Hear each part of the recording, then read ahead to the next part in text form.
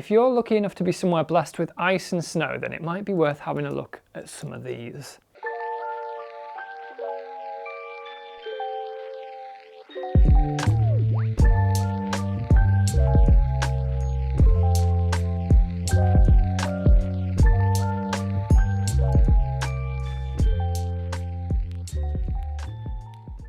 Hello everyone, so today we're going to be talking about crampons. To start with, I'm going to be talking about what is the C rating when it comes to a crampon. C ratings are a little bit like B ratings for mountaineering boots, but they're mainly to do with the bindings of how the crampon attaches to that B1, B2 or B3 rated boot. C1 crampons are primarily for winter walking. They're quite flexible and they're generally 10-point crampons and will feature a flexible bar in the middle. Their bindings are going to be mainly two baskets, one at the front and one at the rear, held tight by a nylon strap and buckle system. These crampons can be used from B1 all the way up to B3, but will feel most comfortable on a B1 boot. Moving on to C2 crampons now, and these are classed as semi-automatic crampons.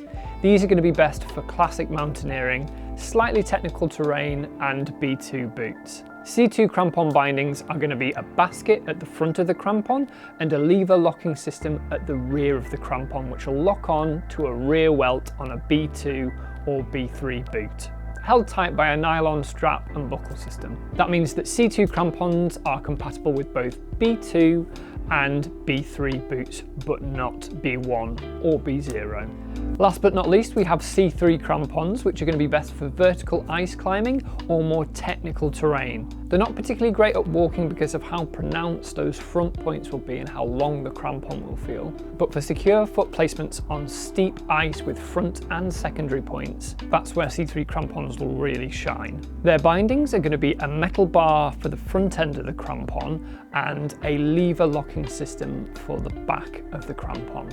So this is going to be the stiffest, most secure binding for those technical pursuits. Because they require front and rear welts, they're only compatible with B3 boots. You can also find some ski boots that are compatible with C3 crampons as well. So that gives you an idea of what the C ratings mean and where those crampons might be most applicable. But even within those C ratings, there's a lot of different traits that those C2, C1, C3 crampons might have. So let's delve a little bit deeper into the different traits that you might want to look out for when buying your crampons. Hey-ya!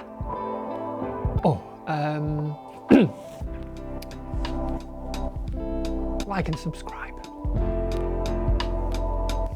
So a different set of categories for crampons are 10-point, 12-point and 14-point. This of course refers to the number of teeth or actual points on the crampon. You'll find these categories often line up with C ratings, so C1 crampons are often 10-point, C2 12-point and C3 14-point, but this isn't always the case. So what are the pros and cons of a 10, 12 and 14-point crampon? So a 10-point crampon is generally going to be lighter, really good for walking, and is generally going to suit people with a smaller sized foot. Due to the limitations of sizing on 10-point crampons, you'll often find they top out at around 44, 45 EU sizing. The cons of 10-point crampons, you'll often find they're quite flexible. They don't have as many points of contact, obviously, as a 12 or 14 point, so you don't have as much traction underfoot. And the front of the crampon's not designed to be particularly technical, so it'd probably struggle doing anything like vertical ice climbing. A great example of this would be the Gravel Monte Rosa new classic version. Moving on to the pros and cons of 12-point crampons. 12-point crampons are your bread and butter of classic mountaineering. They're a nice balance of being somewhat technical, but not an absolute pain to walk in. They're also a really good option if you're struggling to find a crampon that will fit your boot size, as some 12-point crampons go all the way up to EU 50. The cons of 12-point crampons is that they're not going to be as light as 10 points and they're not going to be quite as technical as 14 points, but as discussed, they're probably the most versatile out of the two. A great example of a 12-point crampon would be the Harfang Alpine by Blue Ice. Moving on to the most aggressive of the lot, it's the 14-point crampon. So what are the pros of these incredibly technical tools? Most 14-point crampons are going to offer a modular front end. So that means that you can change the front points from being a dual point to a mono point. This gives you options in terms of the configuration that you would like for, say, mixed climbing or pure water ice climbing, or if you have a certain preference around the precision that a monopoint offers you versus a dual point. Completely up to you, but it's nice to have the option. 14-point crampons will also feature two more prominent and more aggressive secondary points that help secure you in your foot placement. These tend to be found alongside just below the front points. So obviously they're very suited for ice climbing and more technical adventures, but what are the downsides to a 14-point crampon? So more often than not, they are going to be the heaviest crampon out of the bunch, and unfortunately they're not particularly easy to walk in just because of how aggressive those front points are. This is why it's well worth considering what you need the crampon to be able to do, because if you're primarily going for winter walking, you might find often that 14-point crampons are overkill. A wonderful example of a 14-point crampon would be the Petzl Lynx, which would be a great ice climbing companion for anyone. As with anything, there are some exceptions to these rules, so I'd like to mention a few crampons that fall through the cracks a little bit.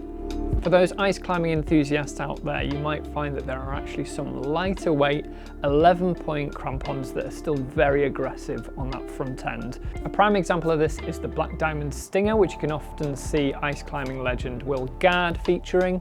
There are also some crampons like the G20 and G22 that will often be used in high altitude ascents because of how lightweight and yet technically capable those crampons are. So even though there are these general categories for crampons, there are some certain exceptions to the rule.